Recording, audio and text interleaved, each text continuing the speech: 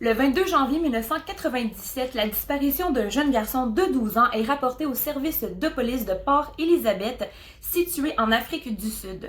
Une enquête pour disparition va alors débuter et plus les jours suivent et plus les policiers vont se rendre compte qu'un seul homme peut être suspect. Son nom?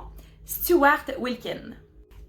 Stuart Wilkin est né le 11 novembre 1966 à Boksburg, en Afrique du Sud, où apparemment, à l'âge de 2 ans, lui et sa sœur auraient été abandonnés dans une cabine téléphonique. Par chance, une dame qui passait par là a décidé de les prendre sous son aile et de les emmener directement à son travail, où elle travaillait dans un manoir où un homme y résidait. Cet homme a décidé de prendre les deux enfants sous son aile et de les élever comme si c'était ses enfants.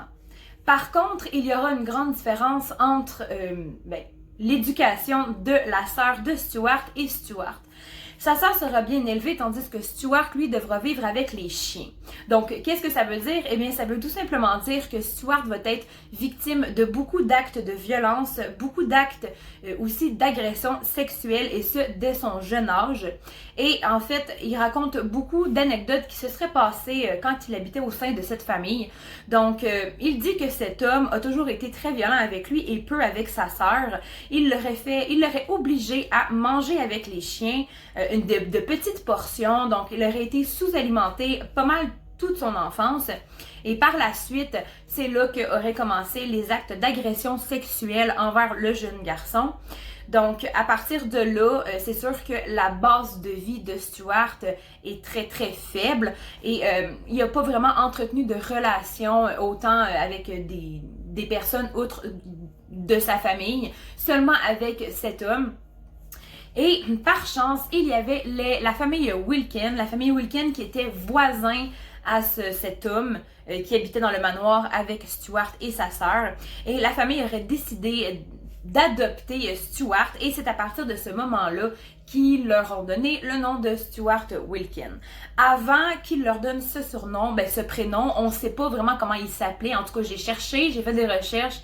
Et malheureusement, je n'ai pas trouvé c'était quoi son nom avant. Si vous le savez, n'hésitez surtout pas à m'écrire en commentaire le nom qu'il portait avant de porter le nom de Stuart Wilkin.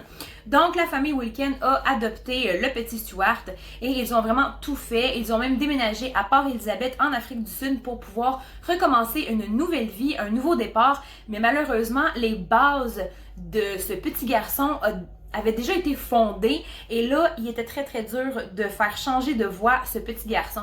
Donc, il commence l'école et malheureusement, il est victime d'harcèlement, d'intimidation. Donc, il décide de se tourner vers la violence pour pouvoir se défendre et souvent, il va être emmené au bureau du directeur et c'est vraiment à ce moment-là qu'il va commencer à être de plus en plus intimidé, mais aussi très humilié parce que pour le punir, le directeur se rend devant toute sa classe, devant tous ses amis et le bat. Donc, Stuart se fait battre devant toute la classe par le directeur pour le punir. À l'âge de 8 ans, Stuart va perdre son père adoptif, donc son père adoptif va décéder et il va se retrouver seul avec sa mère adoptive, Madame Wilkin, qui va tout faire en son pouvoir en fait pour pouvoir donner une bonne vie à Stuart, mais plus les années avancent et plus Stuart devient très très violent, très agressif, incontrôlable. Il déteste suivre les règles, autant à l'école qu'à la maison et tranquillement, à chaque fois que sa mère va essayer de lui dicter des règlements pour le respect, en fait, eh bien, Stuart va prendre la mauvaise habitude de la mordre. Donc, c'est vraiment à cette époque-là que, en fait, la mini-torture va commencer. Donc, il va la mordre, il va la pincer, toutes des petites choses comme ça va devenir le quotidien finalement. Et un jour, sa mère n'en peut plus, donc elle va décider de l'envoyer dans un centre de détention, en fait un centre de réhabilitation pour jeunes. Donc c'est un peu, je crois, avec, comme ici au Québec, ces centres-là, c'est comme un peu la DPJ, donc la protection de la direction de la jeunesse. Donc j'imagine que c'est pas mal la même chose en Afrique du Sud, c'est pour les enfants qui ont des troubles de comportement et Stuart va y aller et à cette époque-là, à l'âge de 9 ans seulement, il va commencer à prendre de la drogue. Donc là, il va souvent fuguer en fait du centre et il va vagabonder les rues, il va se trouver de la drogue et il va en prendre tout simplement. Mais à chaque fois qu'il fugue, il va finir par se faire rattraper et devoir retourner dans le centre de détention. Dans le centre de détention, ça ne va pas mieux. Il est toujours victime d'harcèlement, d'intimidation aussi. Et la violence des autres vis-à-vis de lui va continuer. Et la violence de lui aussi vis-à-vis des autres va continuer également. Donc, même s'il se retrouve dans ce centre, la violence, l'agressivité va continuer. Et même à cette époque, dans ce centre, il est aussi victime de violences sexuelles, d'agressions sexuelles, notamment vis-à-vis des autres garçons qui sont dans ce centre, mais aussi des éducateurs qui s'y trouvent. Donc, pas mal toute son enfance, le jeune homme a été une victime autant d'harcèlement, d'intimidation, de violence physique, mais aussi de violence sexuelle. À l'âge de 18 ans, il décide de quitter la maison de sa mère pour se rendre dans l'armée. Donc, il offre son nom.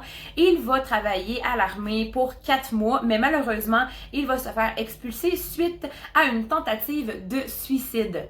Donc là, après seulement 4 mois, il ne fait plus partie de l'armée. Il a été expulsé. Qu'est-ce qu'il fait? Il retourne chez sa mère. Et quelques mois après qu'il soit arrivé chez sa mère, il va rencontrer une jeune femme du nom de Lynn. Ils vont se marier et ils vont avoir une petite fille du nom de Yuan. Et là, tranquillement, la relation entre Lynn et Stuart va vraiment s'envenimer à un point tel que leur seule conversation, ça va être des chicanes. Ils vont s'engueuler, ils vont se crier dessus.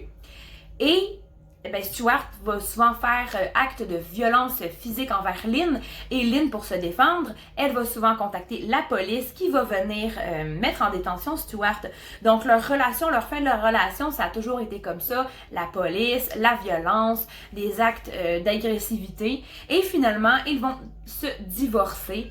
Par la suite, Stuart va rencontrer une autre femme du nom de Véronique qui, elle, a déjà 2 garçons d'une autre union avant lui. Et là, il va encore se marier et avec Véronique, il va avoir 2 autres petites filles. Donc là, ils forment une super belle famille. On a le père, on a la mère qui avait déjà 2 garçons et ensemble, ils ont 2 petites filles aussi. Leur relation va assez bien se passer dans les premiers temps, évidemment comme dans n'importe quelle relation que Stuart va avoir finalement, mais ça ne fonctionnera pas. Donc, ils vont se divorcer et en fait, il va décider de tout simplement quitter sa famille. Donc, il va se ramasser à la rue et c'est vraiment là que ces meurtres vont commencer. C'est seulement en fait en faisant l'enquête qu'on va se rendre compte pourquoi Stuart a abandonné sa famille. C'est tout simplement parce que 2 plaintes contre agression sexuelle avaient été déposées contre Stuart qui venaient des 2 enfants de Véronique. Donc Stuart, pour justement ne pas être jugé, c'est à ce moment-là qu'il va finalement abandonner sa famille pour se retrouver à la rue. Donc ça, c'est l'explication qu'on a reçue justement dans son interrogatoire lorsqu'il a été interrogé suite à la disparition du petit garçon de 12 ans que je vous parlais au début de la vidéo. Donc, le 29 septembre 1995, on a Yuan, la fille aînée de Stuart, qui va le contacter. Elle est en pleurs, elle est triste. Elle a besoin de parler à son père, donc ils vont se rendre dans un champ abandonné, en fait, pour aller faire une randonnée tout simplement.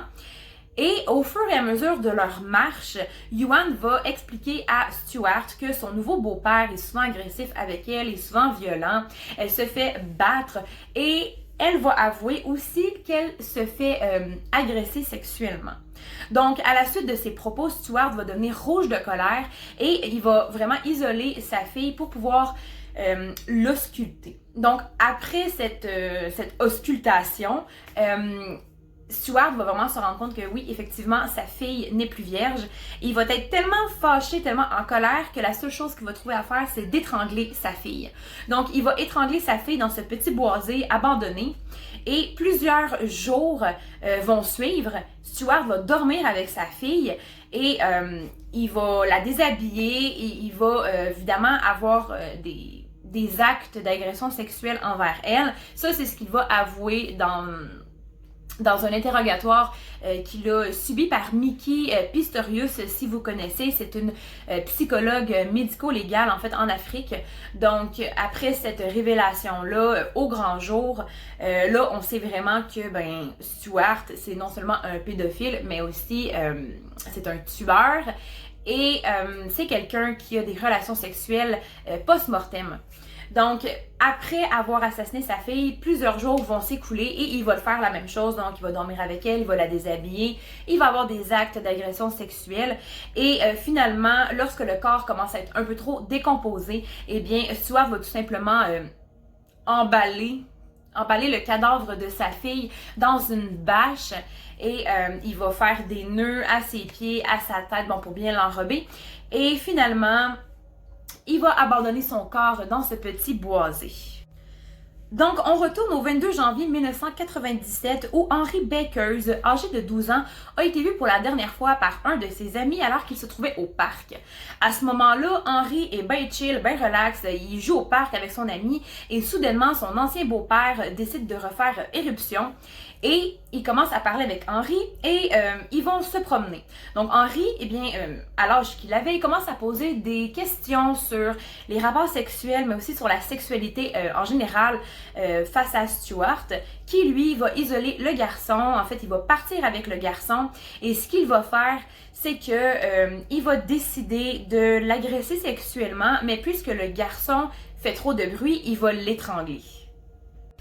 Lors de sa confession, en fait, de son interrogatoire avec Mickey Pistorius, la psychologue médico-légale que je vous parlais tout à l'heure, Stuart va avouer, en fait, que pour cacher l'odeur que dégageaient les victimes lors de leur décomposition, il mettait un mélange de beurre et d'ail en dessous de leurs pieds.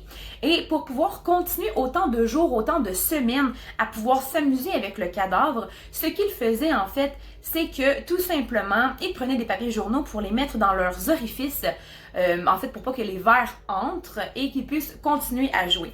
Parce qu'en fait, contrairement à beaucoup de tueurs en série, faut avouer que Stuart Wilken, lui, ce qu'il faisait, c'est qu'il laissait les cadavres où il les avait tués. Donc, s'il les tuait en forêt, il les laissait là pendant plusieurs jours, plusieurs semaines, et il revenait à tous les jours pour pouvoir continuer, en fait, à s'amuser sexuellement avec les victimes. Et en même temps, lors de cette même interrogatoire, Stuart va avouer qu'il y a encore beaucoup plus de victimes, seulement elles n'ont pas été retrouvées. Donc, on a en février 1990, un jeune garçon de 15 ans va disparaître. Seulement quelques mois plus tard, une prostituée va disparaître et Stuart va montrer en fait aux policiers où le corps de cette prostituée se trouvait et elle se trouvait dans un boisé abandonné près d'une école. On a en janvier 1991, il va étrangler une prostituée dans un parc public et il va abandonner son corps en dessous d'une broussaille tellement bien que ça va prendre plusieurs semaines en fait avant que le corps soit découvert. On a en 1992, il va y avoir 6 victimes de plus. Ensuite, on a Yuan, sa fille, et on a le petit Henry en fait de 12 ans en 97. Donc c'est vraiment à partir de Henry que Stuart va se faire inculper, tout simplement parce qu'il a fait une erreur. Contrairement à la plupart de ses victimes, Stuart ne les connaissait pas, mis à part Yuan et Henry. Donc, toutes les autres victimes, on pense qu'il y en aurait environ 10 ou peut-être même plus. Et en fait, il ne les connaissait pas. Donc, c'était souvent des enfants, des environs qu'il trouvait dans des parcs ou même des prostituées. Donc, ça, c'était son type cible de victime. Et mis à part Yuan et Henry, il ne les connaissait pas. Donc, avec Yuan, effectivement, la famille, en fait, la mère de Yuan pouvait légèrement soupçonner le père de Yuan, finalement Stuart, pour avoir enlevé sa fille, mais puisqu'il n'y a pas de preuves, elle ne pouvait rien dire. Donc, pour Yuan, il n'a pas été découvert. Pour Henry, il a été découvert parce que tout simplement, le petit garçon était au parc avec un de ses amis, donc ça a vraiment été cette erreur-là qui a fait en sorte que Stuart se fasse interroger par la police. Et ça prendra pas grand temps avant que Stuart soit arrêté pour l'enlèvement en fait de Henry, parce que au moment de son arrestation, on pensait pas qu'il l'avait tué nécessairement. Donc, après l'interrogatoire de l'ami d'Henry, Stuart Wilkin va être arrêté le 31 janvier 1997, toujours à Port-Elizabeth, en Afrique du Sud. Et le procès va commencer le 3 février 1997 de la même année. Il va même pas durer un mois. Il va s'arrêter le 23 février, donc seulement 20 jours après. Et finalement, Stuart va être accusé de tous les chefs d'accusation et condamné à 257 ans de prison, et tout ça sans possibilité de libération conditionnelle. Donc, c'est 7 emprisonnements à vie en Afrique du Sud. Donc, voilà pour l'histoire de Stuart Wilkin. Là, maintenant, on va passer un peu à la partie psychologique, en fait, de sa personne, mais aussi de son histoire. Donc là, on remarque que Stuart Wilkin s'attaquait aux enfants, mais aussi aux prostituées. Donc, si on fait le lien entre son enfance et les victimes, en fait, ce qu'il faisait aux victimes, les agresser sexuellement, tout ça se rappelle finalement à ce que lui a vécu. Donc en fait, dans la plupart des cas de tueurs en série qui tuent des enfants, pour eux, il était possible et même improbable qu'un enfant puisse avoir une belle vie alors que lui n'en a pas eu une. Pour le tueur en série, c'est primordial en fait, c'est même très très injuste en fait qu'un enfant puisse avoir une meilleure vie que lui a eu. Donc, ce qu'il va faire, c'est qu'il va tout simplement essayer de faire l'effet miroir sur cet enfant et reproduire sur cet enfant ce que lui a vécu étant plus jeune. Mais ça, j'imagine que je vous l'apprends pas. Et en fait, pourquoi aussi il abusait sexuellement de ses victimes lorsqu'elles étaient mortes? Tout simplement parce que si on regarde un peu le parcours de Stuart, il était incapable en fait de garder et d'entretenir une relation interpersonnelle. Donc ça, c'est tout simplement parce que plus jeune, il a été abandonné par ses parents. Donc tout ça, ça peut vraiment engendrer ce problème-là. C'est quelque chose en lui qui ne se développera jamais. Et lorsqu'un tueur en série commence, là c'est un pédophile, commence à violer autant de victimes, la plupart du temps, effectivement, ça va mener au meurtre. Là, on va parler du meurtre. Pourquoi il tuait ses victimes? Tout simplement parce que lorsque le tueur en série va entrer dans la phase de pulsion, la phase euphorique en fait qu'on appelle, il n'est plus vraiment à l'aise avec ses mouvements, il ne sait plus exactement ce qu'il fait, il est tellement euphorique que tout ça va mener au meurtre. Parce que les tueurs en série, ils sont comme ça, plus c'est violent, plus c'est de la torture et plus ils sont excités sexuellement. Donc à la suite de tout ça, le meurtre va arriver parce que la douleur d'autrui leur donne un certain plaisir sexuel et c'est quelque chose qu'au fur et à mesure de leur vie, de leur existence, ils ne pourront plus se passer. Pour eux, ça va devenir de plus en plus difficile de pouvoir avoir des relations sexuelles normales avec quelqu'un de consentant. Tout ça, simplement parce qu'ils ont été conditionnés à vivre en fait dans la douleur, à vivre dans la torture. On a aussi les relations sexuelles post-mortem, c'est un peu la même chose. Eh bien, pourquoi les serial killers, pas tous, mais pourquoi il y en a beaucoup qui vont avoir des relations sexuelles avec les cadavres de leurs victimes? Tout simplement parce que justement, ils ne veulent pas être en contact, en compagnie de quelqu'un de consentant et en fait tout ce qu'ils veulent avoir c'est le contrôle. Un contrôle qu'ils n'ont jamais eu lorsqu'ils étaient plus jeunes. Donc si on parle de Stuart Wilkin, il n'a pas eu le contrôle lorsqu'il s'est fait abandonner dans une cabine téléphonique par sa mère. Il n'a pas eu non plus le contrôle lorsqu'il se faisait torturer et agresser sexuellement par l'homme qu'il avait recueilli chez lui et il n'avait pas non plus le contrôle lorsqu'il était harcelé et intimidé à l'école. Donc étant plus jeune, évidemment que tout ça va causer des failles dans sa personnalité, dans en fait la formation de sa personnalité, mais aussi de ses pensées. Et au fur et à mesure qu'ils vont vieillir, eh bien cette fissure-là va justement guérir de cette façon-là. Donc si on prend une plaie, et qu'on essaie de la guérir ou qu'on la laisse comme ça sans rien faire, elle va guérir en surface, mais évidemment qu'il va toujours avoir une faiblesse à l'intérieur. C'est la même chose pour les tueurs en série. S'ils sont conditionnés à vivre d'une telle manière, eh bien évidemment que chez l'enfant, il va avoir des failles, il va avoir des fissures, des blessures, et si l'enfant n'est pas pris en charge le plus tôt possible, eh bien cette fissure-là va guérir, mais elle va laisser une immense cicatrice et quelque chose en fait de très très fragile.